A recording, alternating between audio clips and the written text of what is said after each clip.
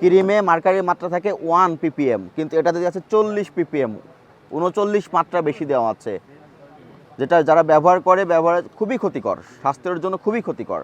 এগুলো কেন আপনারা বিক্রয় করবেন? এগুলো নিষিদ্ধ করা হয়েছে কত তারিখে দেখেন, 2022 সালে। এখন 2025 সাল চলতেছে, তারপরও আপনাদের কর্ণপাত হয় না। তোমার কাছে বিক্রয় করেছেন এই ক্রিমগুলো?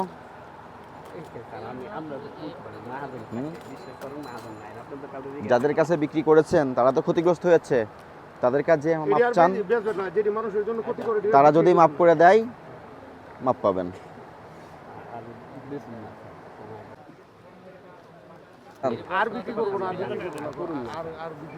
এই জন্য তো অল্প করে জরিমানা করলাম, সর্বোচ্চ জরিমানা তো করি নাই আপনাকে।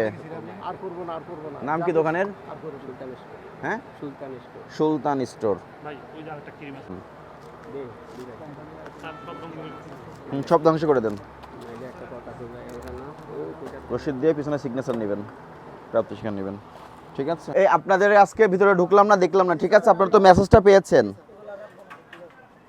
মেয়াদ উত্তীর্ণ পণ্য বিক্রয় করা যাবে না।